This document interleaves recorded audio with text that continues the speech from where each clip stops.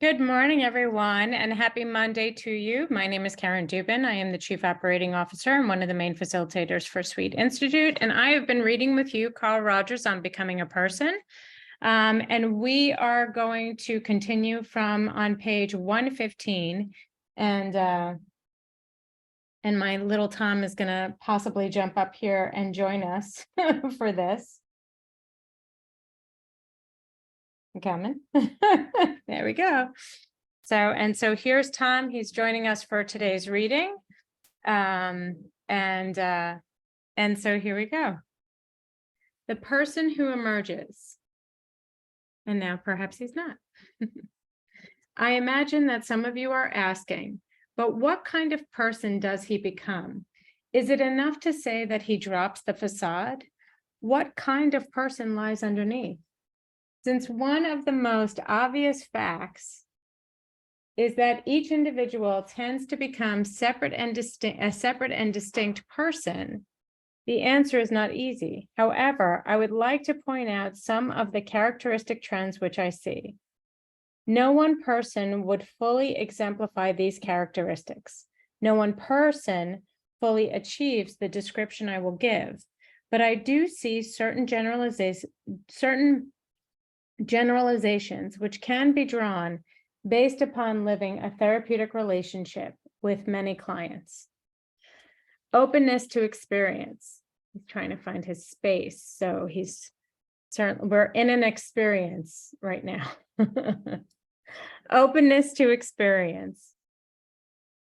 First of all, I would say that in this process, the individual becomes more open to his experience. This is a phrase which has come to have a great deal of meaning to me. It is the opposite of defensiveness.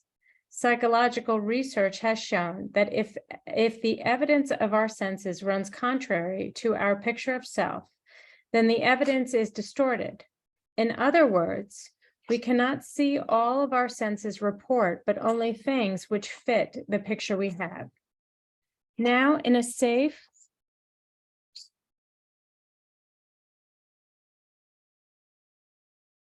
got some funny sounds happening too. All right. Yeah.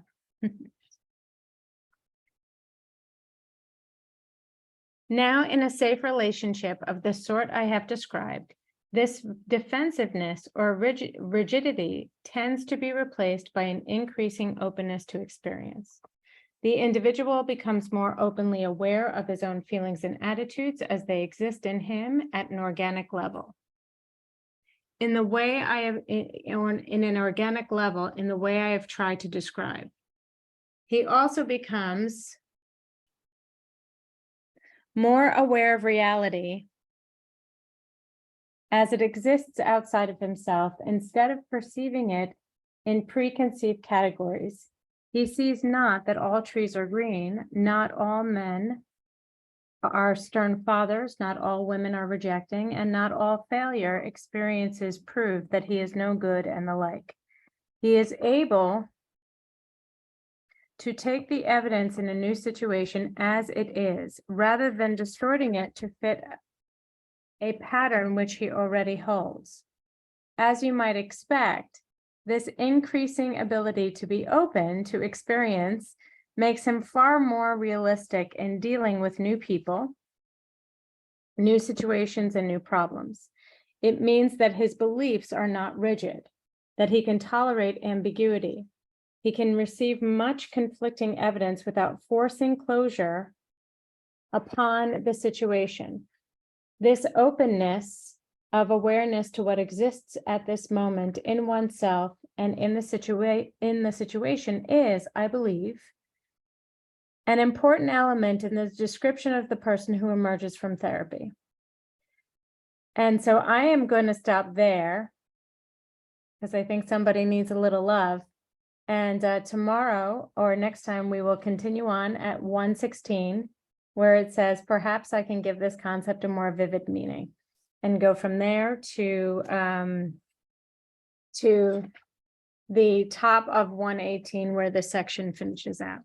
So have a wonderful, wonderful rest of the day. All our love to you from me and Tom.